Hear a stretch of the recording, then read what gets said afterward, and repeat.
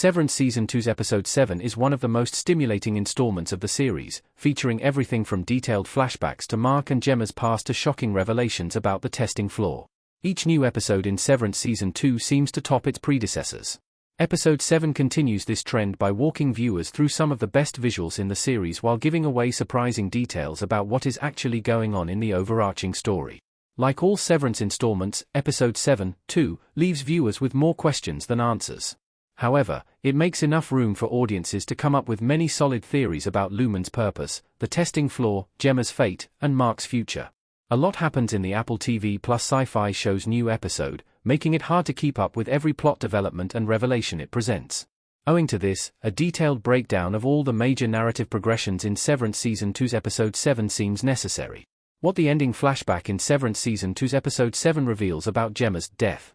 The truth about Gemma's fate remains a mystery.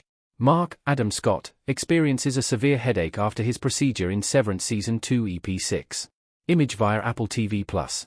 In the final flashback in Severance Season 2's Episode 7, Gemma asks Mark if he would be interested in attending a party with her. Mark, however, seems too consumed with his work and asks Gemma to go without him. Before leaving, Gemma assures him she will be back by 10 p.m. Moments later, police cars arrive in front of Mark's house, suggesting that they are there to inform him about Gemma's accident and death. Mark's concerned expression and look of denial almost confirm they break the news of his wife's demise to him. Severance Season 2's Episode 2 featured a scene in which Mark explicitly told Devon that he saw Gemma's body and confirmed it was her after her death. In another recent episode, Regaby implied that Lumen might be stealing the bodies of dead individuals from the town's morgue to experiment on them. These details suggest that Gemma might have actually died in the car accident, and Lumen found a way to revive her. However, what remains unclear is how they brought her back. The version of Gemma on the testing floor remembers Mark and wants to go back to him. The fact that she has memories from her life before Lumen suggests she is still the Gemma Mark knew in the outside world. Severance Season 2 Episode 7's closing flashback also raises questions about what caused the accident. Did Lumen intentionally orchestrate it? Or was Gemma in on Lumen's plan to fake her death? Many of these questions remain unanswered, but the other flashbacks from Episode 7 seemingly allow some speculation. Mark and Gemma's Severance backstory explained. Mark has been associated with Lumen far longer than he realizes. The flashback reveals that Mark and Gemma were trying to have a child. However, things took an unexpected turn for the couple when Gemma had a miscarriage. They tried to go down the IVF route by seeking help from a local fertility clinic, but that, too, did not work out. This is when Gemma seemingly got involved with Lumen. In one flashback, she has a set of Kai Kai Bardo cards, one of which was stolen by Dylan from the O&D department in Severance Season 1. I think I got onto the mailing list at the clinic, she says, suggesting the clinic sent her the cards to help her recover. The clinic Gemma refers to seems to be run by Lumen. By promising that they could help her deal with the pain of her failed pregnancy, the Lumen clinic must have lured Gemma into agreeing to sign up for their experiments.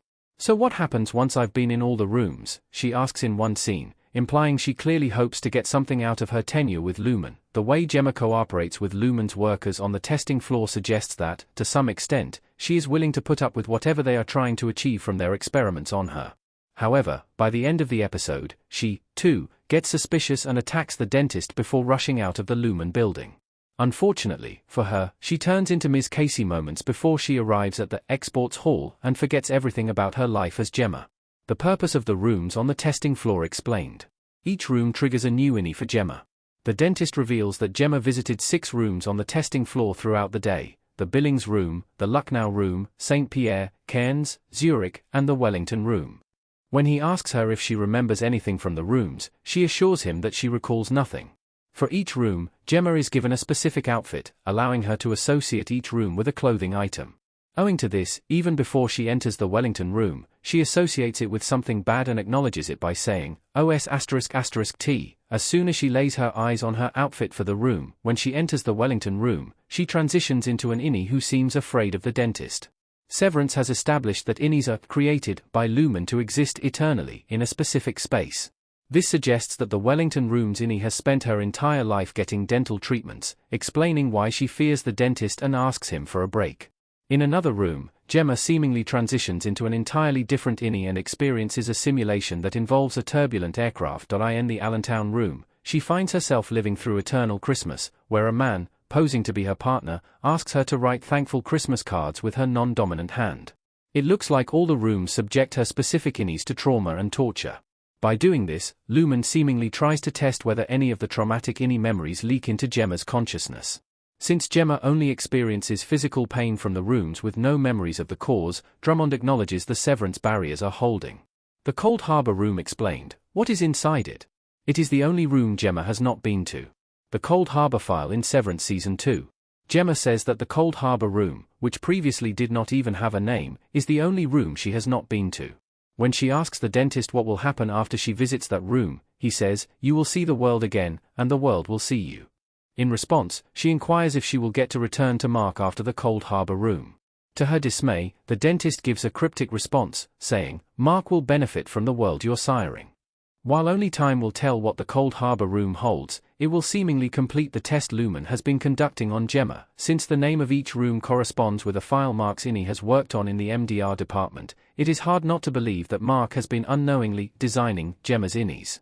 This means that Cold Harbor, too, will have another distinct innie Gemma, who will be subjected to one final test.